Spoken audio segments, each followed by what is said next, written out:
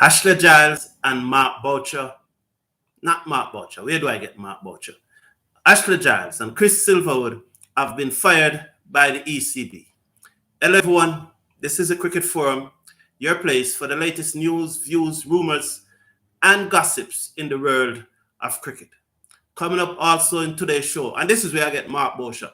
Mark Boucher disciplinary hearing sets to begin on May 16th. The BCCI is set to earn over $6 billion, US $6 billion, for the next cycle of broadcast rights for the IPL. Australia women retain the Ashes. South Africa beat West Indies to level their one-day series 1-1. And it's an England-India Under-19 World Cup Finals on Sunday. This is the Cricket Forum. Welcome to everyone. Today's show is brought to you by the Dealmaker Store.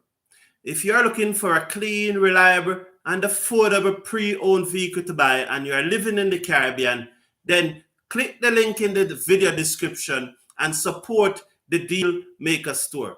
I want to thank the people at the Dealmaker Store for sponsoring today's show.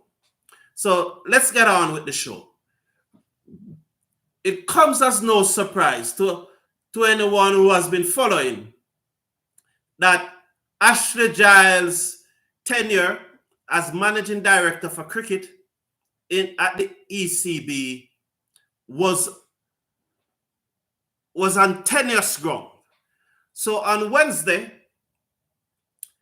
the ECB had a board meeting and Tom Harrison, the CEO, announced and said that Ashley Giles was fired, was relieved of duty of cricket director for the England and Wales Cricket Board. What's happening this morning? So Giles have been fired by the ECB as director of England and Wales Cricket.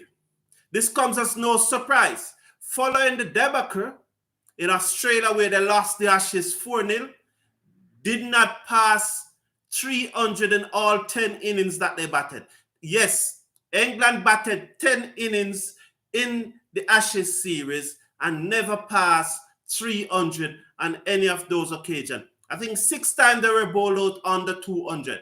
So in 10 innings, England bowled out under 200. Coming on the heels of a 1-0 home series defeat to New Zealand and a controversial series where we don't know if it is going to be completed or not, but presently this England is leading that. India is leading that series 2-1. There was one match to be played last year that has not been played. We don't know if it is going to be played or it is going to be completed this year. So India is leading that series 2-1. They lost, yes, in England.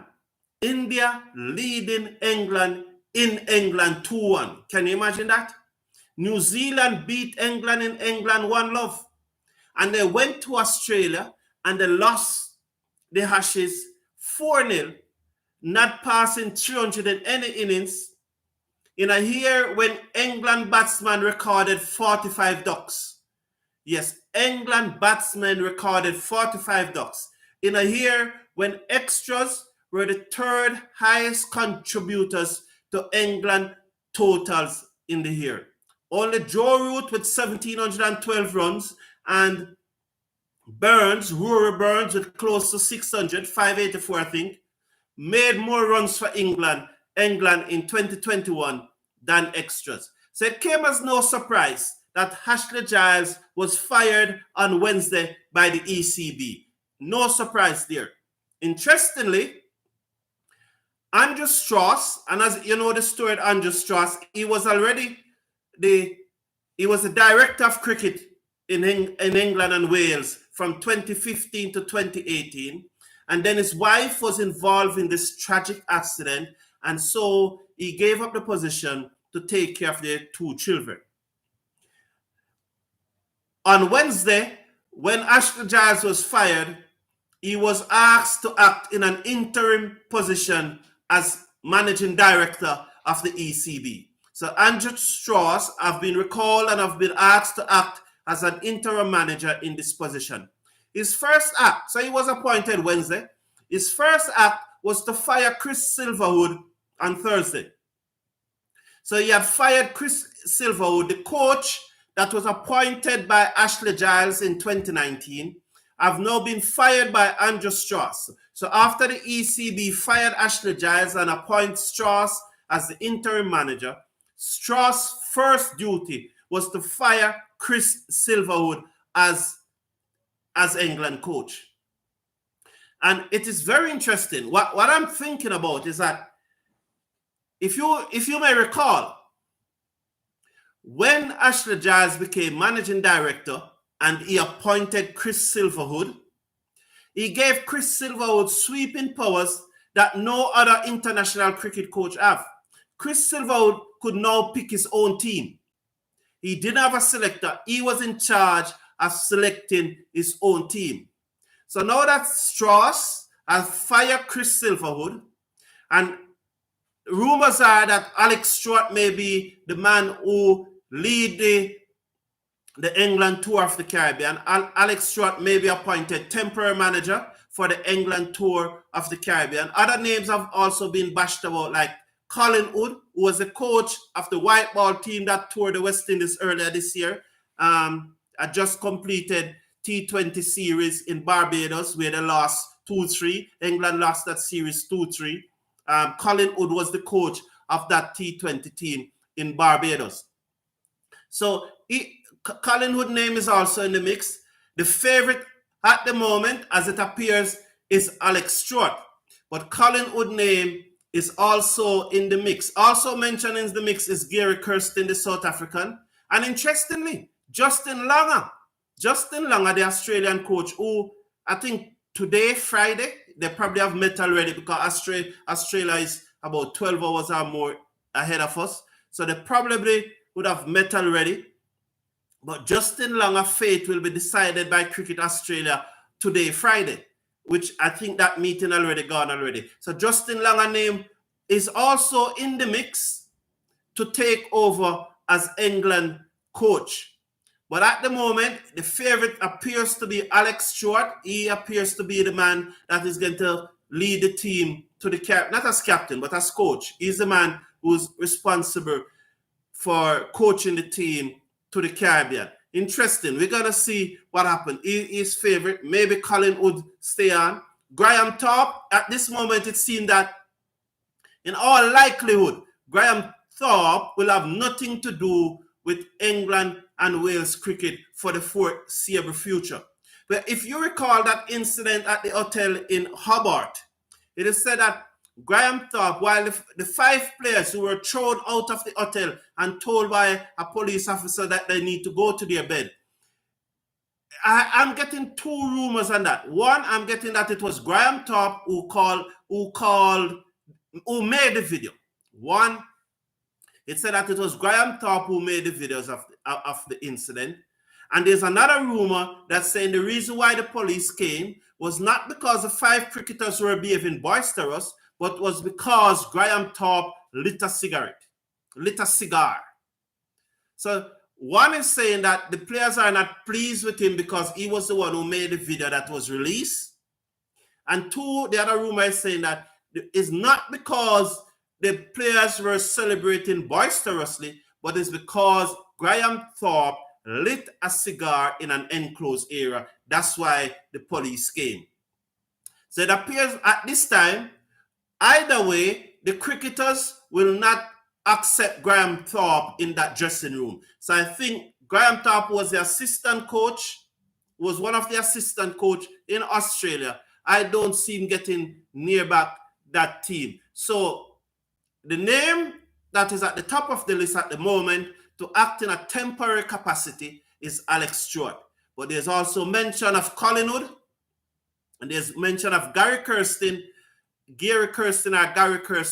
the former South African batsman, and there's also mention of the present Australia coach, Justin Langer, who contracts with Cricket Australia expires in June. But my understanding is that there's a meeting today of Cricket Australia directors, board and directors, and the subject of Justin Langer continue being the coach of Cricket Australia will come up. I don't see why Cricket Australia would want to fire Justin Langer. So very interesting time in English cricket, and we want to see where they go with this. It is particularly interesting that if the person who Andrew Strauss appoint to be coach, if he will have the same power as Chris Silverwood, or they're going to go back to this archaic way of selecting cricket team by including in selectors, or that new coach will have the power to choose his own team. Very, very interesting. The next thing that I would like to talk about is Mark Boucher, the former South African wicketkeeper batsman who have over 555 dismissals in Test cricket, the most by any wicketkeeper. 532 caught, 23 stumping. Is the most by any wicketkeeper in the history of Test cricket, and the present coach of the Proteas, of South Africa cricket team. They are called the Proteas. So his hearing is set for May 16. Remember that he was charged with gross misconduct and bringing Cricket South Africa into disrepute by Cricket South Africa. So he was charged on the 17th of January. He was charged for gross misconduct and bringing Cricket South Africa into disrepute.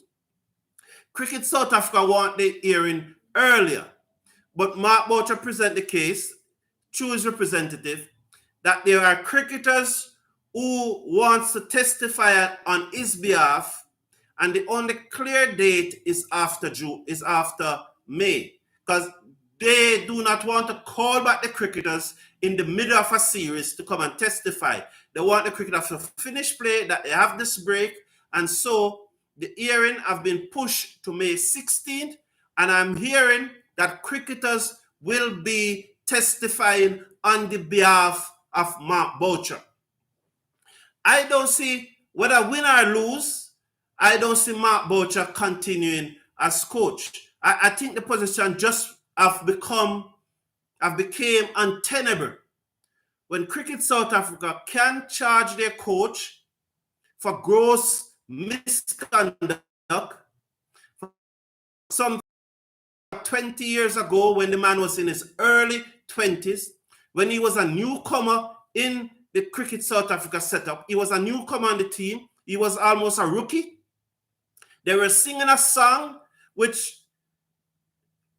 have racist connotation to it about Paul Adams, the left-arm Chinaman Boogly bowler that was a part of the South African setup at that time. They were singing a song that offended Paul Adams, who was a black man. Boucher was in his early 20s and a newcomer into the team. It was just natural for him to participate in that song. And I could see myself singing that song. Racist as it may be, but I could see myself singing that song at that age. I could see myself with a white person in my school team and the team singing a song about that white person. I could see myself singing that song. That being said, however, Mark Boucher did apologize for his role for singing that song. He did apologize. He has apologized for doing it.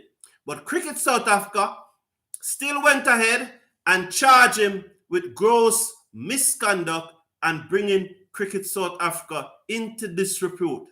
They charge him for racist behavior. Sorry about that. Yes, one of the charges was for racist behavior, and the racist behavior was the action that he took when he sang that song. So the charge of racist behavior have to do with an incident that happened more than 20 years ago when Boucher was in his early 20s.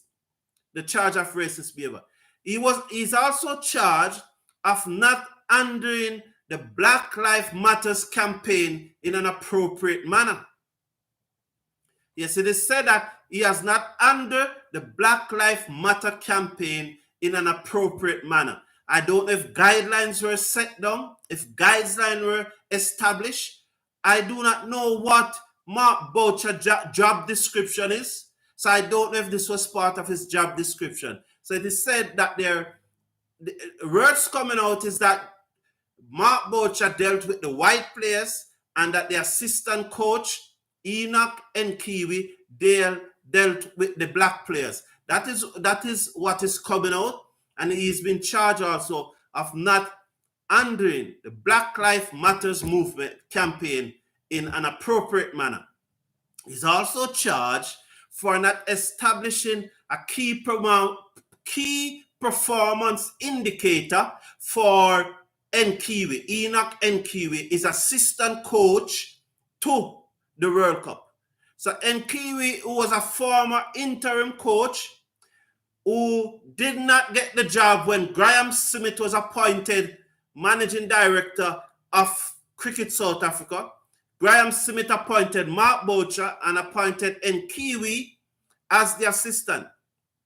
And bear in mind that South Africa just missed out on the World Cup by net run rate. They just beat India 3-0 in an ODI series. They came from behind and beat India 2-1 in the test series. And during the middle of that series, their coach, who's having the team playing so well, have been charged with gross misconduct and bringing Cricket South Africa into disrepute. So I'm looking forward to this hearing on the 16th. I think Mark Boucher is going to win this case. In my opinion, and this is my opinion, in my opinion, Cricket South Africa is more of a racist organization than Mark Boucher. That's my opinion. It is led by a black man, but I believe that there are some things that are taking place in Cricket South Africa let you have to wonder about their push to eliminate racism, because racism is not only about white man treating black man poorly, but it's also about black man taking the right decision so that it appears that they're treating white men properly also. So Cricket South Africa, I think they need to fix a lot of issues, of governance issues in Cricket South Africa. Okay, let's look at the BCCI. It is said that for the next cycle of the IPL, which begins in 2023, not this cycle, the next cycle which begins in 2023 and runs for 4 years until 2027, that the BCCI will be raking in 45,000 crores for broadcast right, which translate to $6.03 billion for that cycle. $6.3 billion will the BCCI will rake in for broadcast rights. It said that Sunny Sports Network, Disney Star, Amazon, and Reliance Viacom 18 are the 4 broadcast entities that are vying to win the rights to broadcast IPL for the next 4 years. And the amount that is being quoted is 45,000 crore, which is about $6.03 billion. Earlier, the figure that was bandied about was 35,000 crore, but since recently, it seems that they have added another $1.3 billion to it. So originally, it was going to come out at about $4.7 billion. But I heard now that ante has been upped to $6.03 billion. And it may even go higher as these 4 broadcast giants flex their muscles to win the rights to broadcast the IPL for the next 4 years. So there's a lot of money. That is a lot of money being pumped into India's cricket. And if this money is used properly, we see why India will remain number 1 in the world for a very, very, very long time. And this shows why more and more people are playing T20 cricket, because playing in the IPL is a life-changing financial opportunity. And next week, Saturday, the draft starting next week, Saturday in Bengaluru. It's going to be very, very, very interesting. It's going to be very interesting. There are over 590 players that will go under the armor. Although I am getting news that some of the top English players and the top Australian players may withdraw for that auction, and that the teams, the franchises are waiting on the BCCI to give them clarity, to provide clarity on the players who will be available for the auction. Because at this time, it is rumored that some English players and Australian players, the top players, may not be available to play in IPL 2022. After the Ashes debacle, there were many former players from England. Many of the former players, I remember Jonathan Agnew, Mike Arterton, were saying that these players that England retained for 7 figures a year,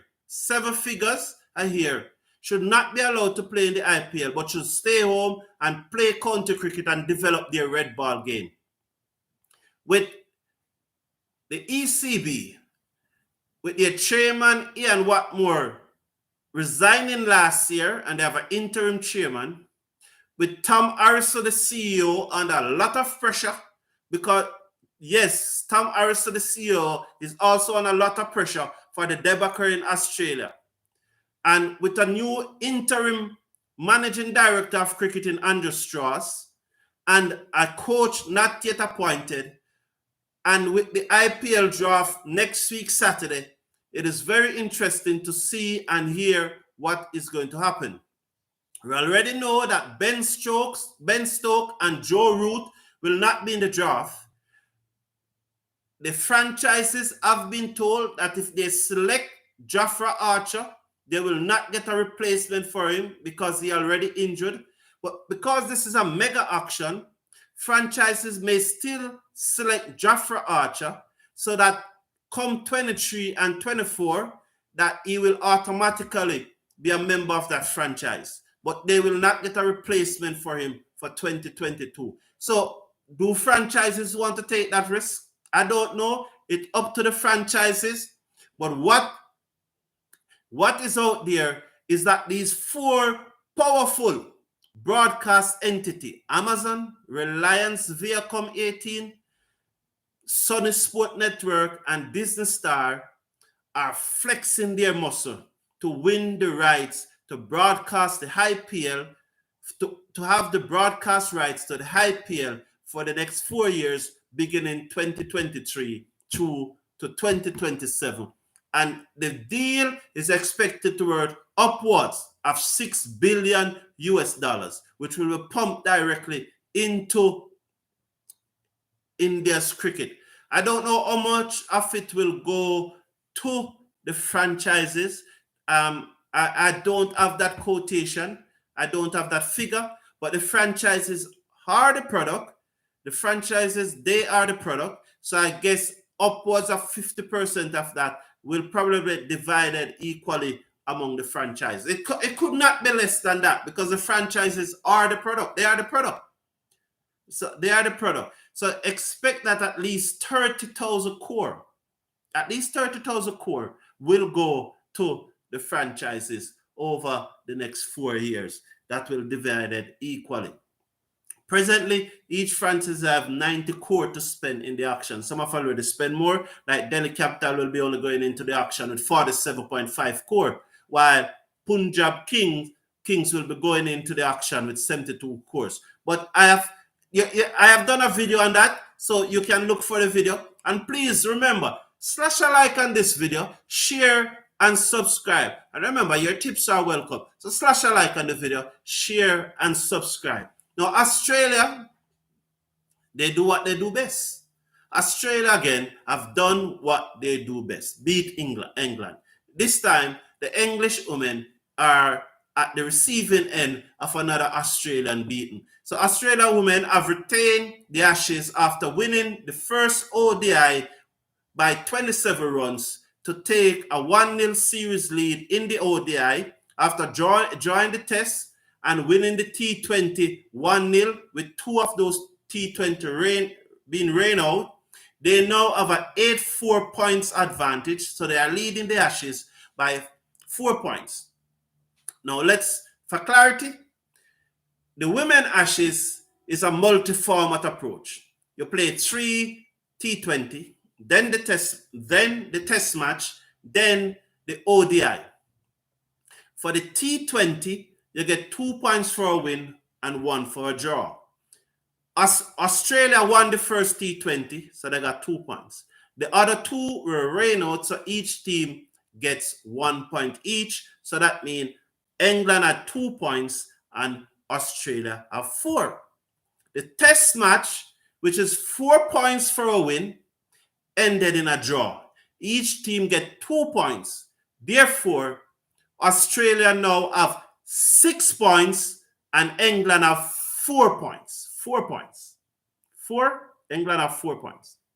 The first ODI play, which you get 2 points for a win and 1 for a draw.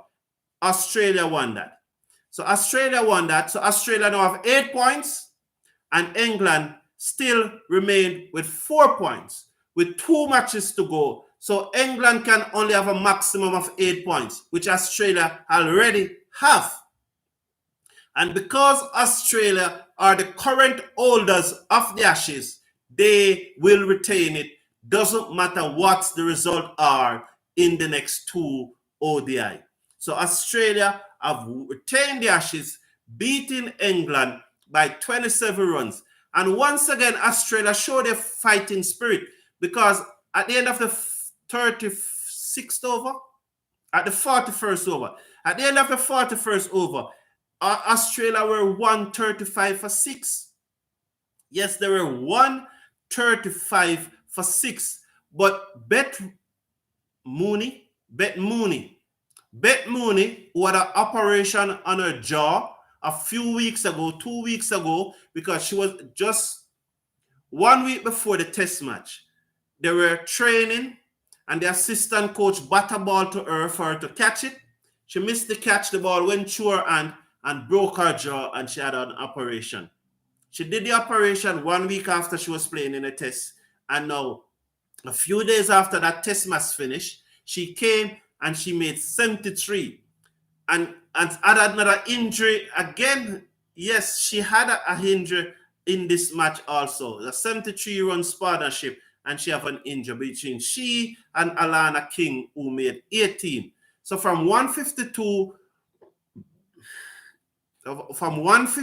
for 7 in the 40th over, Alana King and Beth Mooney put on 52 for the 8th wicket to steer Australia from trouble, and they end up making 205 for 9 of their 50 overs. England never in the own. They lost wicket steadily. There was a time for the 4th wicket, I think it was Pat Sciver. She can bat. She and Eda Knight is probably the 2 best batswomen in the world. Don't rule out the Indian lady. Madana, I think Symmetry Madana, she's also a good batsman. Don't rule her out, but these women can really, really bat. So Pat Sciver and Amy Jones. I think Pat Sciver for the 4th wicket, Pat Sciver and Amy Jones, they were putting a good looking partnership together. I think it was about 35. And then Tahlia McGrath bowled a full toss. In my opinion, that ball was above the waist, so it should have been a no ball. There was one fielder in the deep, and Amy Jones picked out that one field, and she was given out caught. So for me, it's one of the biggest it's the only controversy of the night. But that ball was clearly above waist height. To me, it was clearly above waist height. Yet still, instead of no ball being called, Amy Jones was given out. Instead of a no ball. It was clearly above. It was a full pitch delivery ball with waist height, and that should have been a no ball. But yet still, Amy Jones was given out. And that really was the story of the England innings. They never get going. The last pair between Brunt, I think Brunt and who? King? Brunt and King, was King her name? Kathrine Brunt and Kate Cross. Yes, Brunt and Cross. King is from Australia. Kathrine Brunt and Kate Cross. Let's swing the bat a bit in the end, but it still wasn't enough. And Australia winning the match comfortable by 27 runs. And in so doing, retain the Ashes. Now, South Africa have levered their 4-match ODI series against the West Indies, with the first match being rain out when it appears that West Indies would have, in cricket terms, West Indies were in the driver's seat, and that match rained out, and it was a no result. West Indies won the second match, and the third match, a brilliant century by Lara Woolvart. Lara Woolvart from Australia, 117, propelled South Africa. That's Lara Woolvart, propelled South Africa to 299 of their 50 overs. 299 for 9 of their 50 overs, setting West Indies 300 to win. But West Indies run chase never got going, and they lost the match comfortable. Taylor was hit in the head by a bumper, and she had to retire. Earth appeared to be concussion, and Nation came off injured while she was feeling. So the West Indies were on the back foot, losing Taylor for concussion, and Nation was never able to bat. But that doesn't take away from the South African victory, who have now levered that series 2-1. So, sorry, you can't lever a series 2-1. You lever a series 1-1. You lead a series 2-1. You know? So what's wrong with me? I don't know what's going on here. But the series is now lever 2-1. So first match rain out. Second match West Indies won. Third match South Africa won. The series is now lever at 1-1 with 1 match to go, and says all to play for in the 4th ODI. An Indian under-19 team have made it to their 6th consecutive World Cup finals.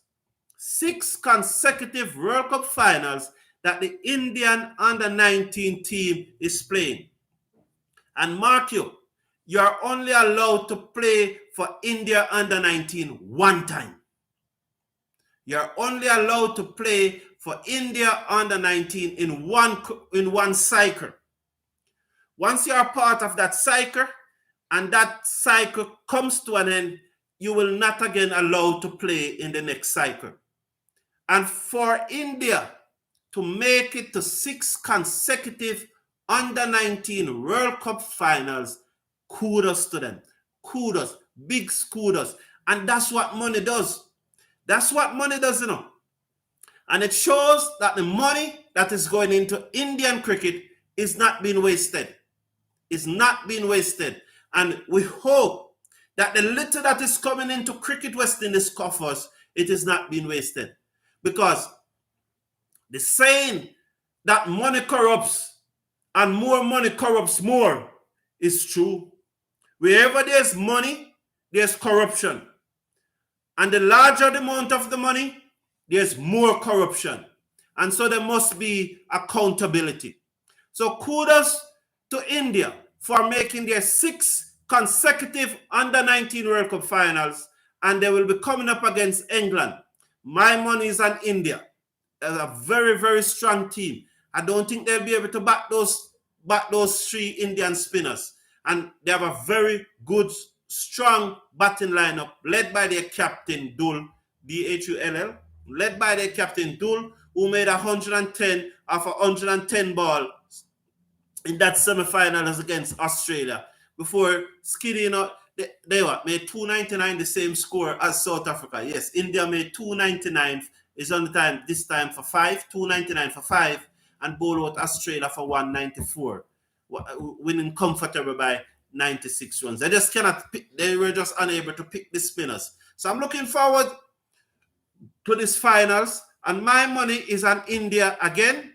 I will bet on India to win the under-19 World Cup. So thank you everyone for tuning in. But please remember, please slash a like on the video, share and subscribe. Thank you again for tuning in. And thank the people at the Dealmaker store for supporting today's show. I'll catch you in a bit. Take care and have a wonderful day.